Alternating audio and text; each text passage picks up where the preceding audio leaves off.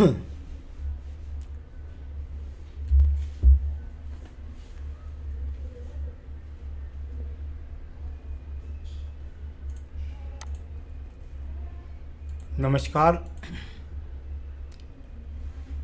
43 वर्षीय व्यक्ति हैं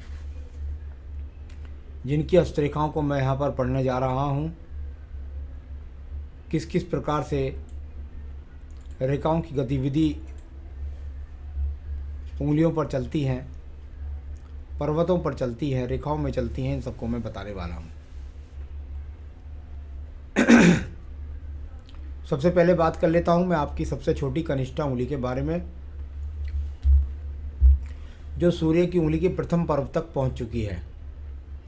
यानी इसको मैं ज़्यादा बुद्धि स्तर कमी में तो नहीं कह सकता, छोटी मोटी लंबाई की कोई विशेष बात नहीं होती। बौद्धिक क्षमता अच्छी होना, अच्छी सोच रखना, पॉजिटिव सोच रखना, दूसरों के कामों में बढ़ चढ़ के भाग लेना और साथ ही साथ अपनी बुद्धि के स्तर पर लगातार काम करने की प्रयास करते हैं ऐसे लोग। प्रथम पर्व मानसिक पर्व पूरी तरीके से मजबूत है, किसी तरीके से भी हिम्मत नहीं हारने वाले व्यक्ति हैं। सेकंड पर्वत पर किसी प्रकार की बुरी रेखाओं का प्रभाव नहीं, यानी निश्चित रूप से व्यक्ति अपने जीवन के अंतर्गत मैं कह सकता हूँ कि किसी से लड़ने झगड़ने की प्रवृत्ति नहीं रखता है। तीसरा पर्व यहाँ पर धन के आगमन का पर्व है। इस पर कोई इतनी बुरी राहु रेखा नहीं है कि आपके पास धन के आगमन बनते ही ना हो। कुछ ना कुछ धन के आगमन को बनाने वाली ये अच्छे पहलू यहाँ पर हैं। सूर्य की उंगली का प्रथम पर्व यहाँ पर यदि मैं देखता हूँ तो इस पर्व पर किसी प्रकार का अभी कोई स्थायी रोग, आंखों से संबंधित, बीपी से संबंधित, साथ ही साथ कह सकते हैं कि कोई अग्नि से संबंधित या एक्सीडेंट की संभावना नहीं। सेकंड पर्व राज्य सरकार से संभावित या राज्य सरकार से नुकसान के लिए जाना जाता है। कुल मिलाकर इस पर्व पर किसी भी प्रकार से राज्य सरकार से कोई नुकसान नहीं और किसी बड़े योग के लोग भी नहीं है। तीसरा पर्व माता पिता को सेवा करने के लिए यहाँ पर खड़ी रेखाएं बताती हैं कि आपके जीवन के अंतर्गत निश्चित रूप से ये एक तरीके से यहाँ माता पिता को सहयोग करने वाली रेखा, ऊपर से कुछ फ्लैग्स आपस में खुल गए हैं थोड़े से। इनके खुलने के कारण ऐसा होता है कि व्यक्ति समय नहीं हो पाता जो माता पिता की सेवा हाथ पैरों से ज़्यादा कर सके, आर्थिक रूप से कर देता है, लेकिन उसको समय नहीं मिल पाता दुनिया में जद्दोजहद में इलझने के कारण। यहाँ तीसरा पर्व शनि की उंगली का प्रथम पर्व, यहाँ पर देखें तो किसी प्रकार का स्थायी रोग नहीं अभी दिखाई दे रहा। सेकंड पर्वत पर कुछ राहु रेखाओं के प्रभाव है, यानी सावधान रहें। किसी को पैसा देने के बाद या तो पैसा लौटेगा नहीं या आप पर कुछ ना कुछ कर्ज की स्थितियाँ वर्तमान में भी चल रही है। कोई बहुत मोटे कर्ज के नहीं है, उतार पाएंगे आराम से, लेकिन चल रही हैं। तीसरा पर्व परिवार को संचालन के साथ चलाने के लिए जाना जाता है, वह पर्व यहाँ पर उचित प्रकार से है। आइए बात करता हूँ मैं इसके बाद आपकी बृहस्पति की उंगली के बारे में। यह उंगली और प्रथम पर्व यहाँ से कोई शुगर, कोलेस्ट्रॉल का, लीवर का, किडनी का कोई रोग नज़र नहीं आता, परंतु सेकंड पर्व पर जो रेखाएं माइनस की दिखाई देती हैं, बस इसमें इतना कह सकते हैं कोई बुरी बात नहीं है, बस ठीक है। कभी कभार पति पत्नी के बीच में तालमेल में कुछ कमी आ जाती है। कभी कभी देखने में आता है कि व्यक्ति अपने कार्य के अंदर ज़्यादा व्यस्त रहने के कारण परिवार को समय भी नहीं दे पाता। तीसरे अगर मैं बात करता हूँ तो यहाँ शायद कोई रिंग पहन रखी थी, उसका निशान है, ये राहु रेखा नहीं है। कुल मिलाकर संतान के सुख सहयोग की पूरी रेखाएँ आपके हाथ के अंदर मौजूद हैं। अब बात करते हैं हम आपके यहाँ अंगूठे के प्रथम पर्व पर।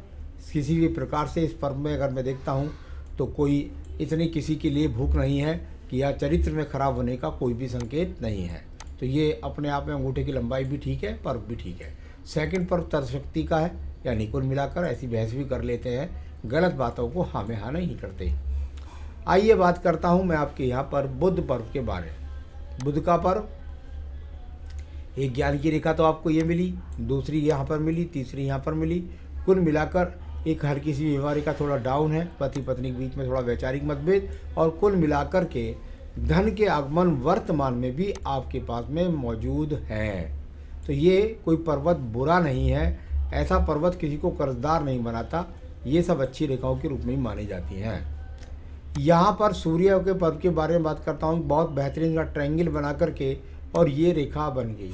अब इसमें होता क्या है कि व्यक्ति अपने जीवन के अंतर्गत जो उसकी ऊंचाइयाँ हैं उनको प्राप्त करने में थोड़ा सा समय लगता है। सम्मान का प्रतीक है, समाज में सम्मान का प्रतीक है, माता पिता की सेवा का प्रतीक है, और व्यक्ति थोड़ा सा प्रयास करे तो राज्य सरकार से संबंधित टेंडर्स या राज्य सरकार से संबंधित जॉब भी प्राप्त करता है। कुल मिलाकर अगर नहीं करता तो एक अच्छे सेक्टर में जॉब व्यक्ति करता है। आइए बात करता हूँ आपके शनि पर्व के बारे में। शनि का पर्व और एक बहुत बेहतरीन रेखा वी के ट्रायंगल के साथ में यहाँ पर बनी है। अगर मैं इसको देखता हूँ तो मेरे हिसाब से ये किसी भी खराब पर्वत या खराब भाग्य पर्व के लिए नहीं है।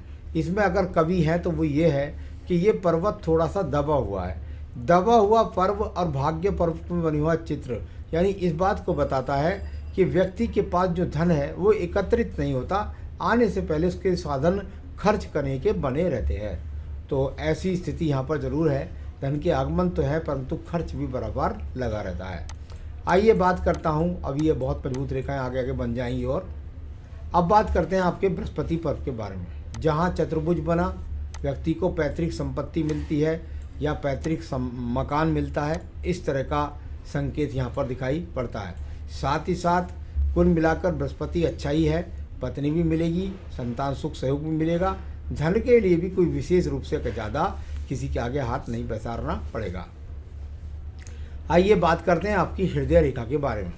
हृदय रेखा और कहीं से कहीं तक ना तो इसमें कोई दीप है, ना ही किसी प्रकार से कोई बुरे चिन्हों का प्रभाव है। ये रेखा कुल मिलाकर इस बात को बताती है किसी प्रकार का रोग नहीं, किसी मन के अंदर कोई ज़्यादा किसी बुराई किसी के बारे में सोचते नहीं, और किसी प्रकार का अगर मैं कहूँ तो पति पत्नी के संबंध में कोई खटाव भरी बातें भी नहीं। अब बात करते हैं इसके बाद आपके निम्न मंगल पर्व के बारे में। निम्न मंगल पर्व की रेखाएं निकल कर सूर्य पर्व तक भी पहुंची, बुद्ध पर्वत तक भी पहुंची। यहाँ भी वही संकेत निकल कर के आया कि यदि व्यक्ति प्रयास करता और थोड़ा दूर स्थान से जुड़ता तो निश्चित रूप से व्यक्ति जॉब राज्य सरकार से प्राप्त कर सकता है, ये या प्राइवेट सेक्टर से अच्छे धन के आगमन बना सकता है, क्योंकि अगली रेखा जाकर बुद्ध पर्वत तक भी पहुंचती है। तो कुल मिलाकर ये कर्म रूपी रेखाएं अच्छी आपके हाथ के अंदर हैं, इनको मैं बुरी रेखा नहीं बोल सकता। आइए बात करते हैं इसके बाद में आपकी बुद्धि रेखा के बारे में। यहाँ से ये बुद्धि रेखा निकलती है और बैलेंस में पहुँचती है। इसके एक सहायक रेखा नीचे की तरफ है।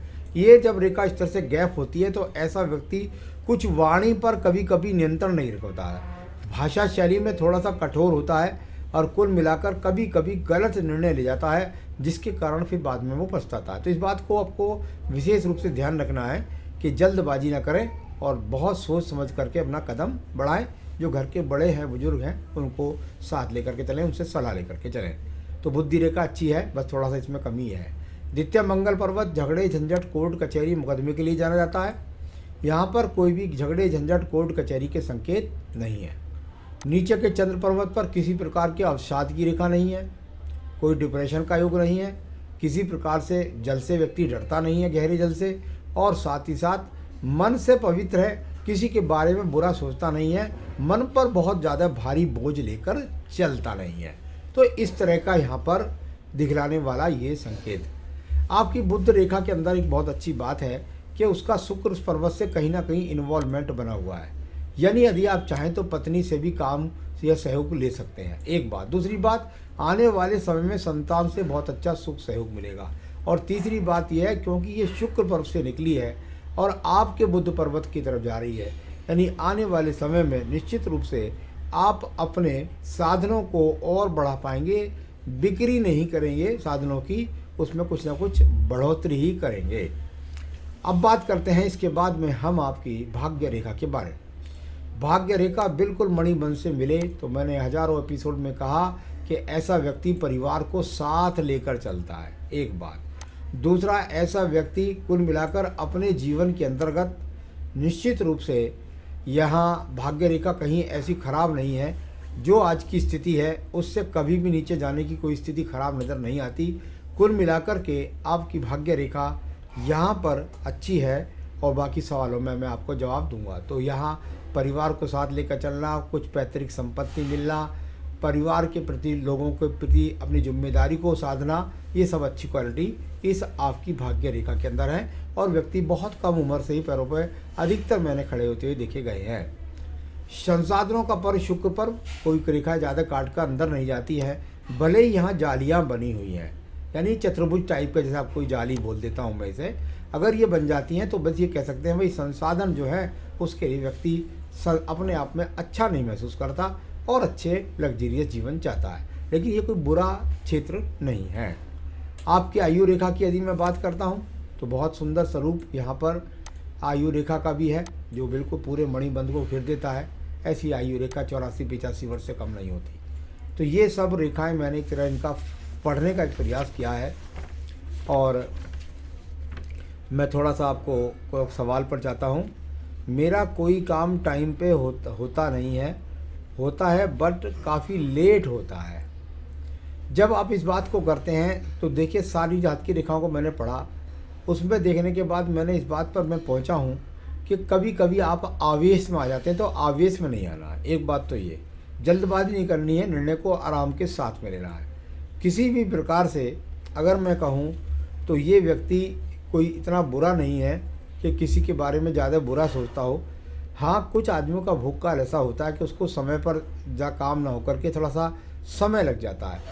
कुल मिलाकर जहाँ 43 वर्ष में चल रहे हैं वहाँ सहायक रेखा बिल्कुल सही रूप से जा रही है, चिंता की कोई आवश्यकता नहीं है। थोड़ी सी पूजा पाठ बता दूंगा, वो करेंगे तो वो लेट नहीं होने का है। अचानक धन लाभ होगा क्या? अचानक धन लाभ के लिए केतु पर से किसी प्रकार का दिखाई नहीं देता, राहु से किसी प्रकार का इन्वॉल्वमेंट नहीं है। तो कुल मिलाकर झटके के धन की तो कोई संभावना यहाँ पर नहीं है। पैतृक संपत्ति अवश्य मिलेगी। भाग्य उदय कौन सी एज में होगा? जब आप मुझसे कहते हैं भाग्य उदय कौन सी एज में होगा, तो देखिए, मुझे देखने में लगता है, मैं बहुत आगे तक बोलता नहीं हूँ, लेकिन 43वें वर्ष में मुझे कहीं ऐसा नहीं लगता कि आपका कोई अभी 43 से 5-48 तक कोई विशेष रूप से कोई एक नया भाग्य परिवर्तन कोई हो रहा हो। कुछ इन्वॉल्वमेंट मुझे लगते हैं शुक्र से, यानी आने वाले समय में संतान से आपका भाग्य उदय होगा। और कुछ इन्वॉल्वमेंट मुझे लगता है एक आपकी एज में लगभग 55-56 में एज में एक भाग्य रेखा दूसरी उदय हो रही है, उस समय भी कोई सहायक रूप से आपको अच्छा सहयोग मिलने लग जाए। तो यहाँ अगर भाग्य उदय की बात है तो भाग्य खराब नहीं है भाई, इतना खराब भाग्य नहीं है। अभी उदय होने की बात है। जैसी स्थिति आज है ऐसी स्थिति लगभग अभी 5 साल तो और चलेगी। ओल्ड एज कैसा रहेगा? बहुत शानदार रहेगा। माँ बाप की सेवा करने वाले व्यक्ति हैं आप, इसमें कोई भी शक नहीं है। और भाइयों की हेल्प कर पाऊँगा पैसे से, ये कुछ थोड़ा सा अतिशोक्ति इसलिए कह देता हूँ मैं कि देखिए, जीवन में जब आदमी फंस जाता है तो अपनी गृहस्थी, अपनी जिम्मेदारी इतनी हो जाती है कि फिर वो सोच नहीं पाता कि दूसरे के बारे में। मैं तो यही कहूँगा कि भाई यदि आप पर फालतू धन हो तो ज़रूर इन्वेस्टमेंट करें भाइयों पर, जिससे, और अगर आप हेल्प करते रहेंगे तो फिर वो अपने पैरों पर कैसे खड़े होंगे। तो कुल मिलाकर हेल्प करें, लेकिन समय देख करके। कौन सा स्टोन पहनना चाहिए? देखिए, सबसे पहले मैं आपको बता दूं, ये आपने सूर्य की जो तांबा की छल्ला पहन रखा है, ये आपने बहुत टाइट पहन रखा है। हमारे शास्त्र के अंदर कहते हैं उंगली में ग्रहण शक्ति ऊपर से आती है, और जब इतना टाइट छल्ला हो जाता है उंगली के अंदर तो ग्रहण शक्ति यानी आपकी जो ऊर्जा की शक्ति है उसको ये रोकता है। जैसे आप कहते हैं काम कर होते होते रह जाते हैं तो सही निर्णय नहीं ले पाते। कुल मिलाकर इस छल्ले को थोड़ा सा लूज करके पहनिए, इसमें कोई परेशानी नहीं है। और जहाँ तक आप रतन के बारे में पूछते हैं तो मैं तो सिर्फ आपको रतन बताऊंगा केवल, और वो बनता है आपका पुखराज। आप चाहे मुझसे मंगवा सकते हैं। पूजा पाठ में जरूर कहूँगा, पूजा पाठ में एक तो संकट नाशन गणेश स्रोत को तो अवश्य जोड़ लीजिएगा आप।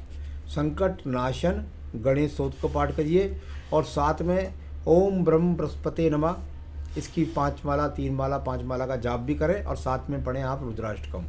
तो संकट नाशन गणेश स्रोत, ओम ब्रह्म बृहस्पति नमः की माला का जाप 3 या 5 माला, और साथ ही साथ पढ़े आप रुद्राष्टकम। ये 3 पूजा ज़रूर अवश्य करें, फिर देखिए आपके जीवन में उन्नति तरक्की होती रहेगी। नमस्कार।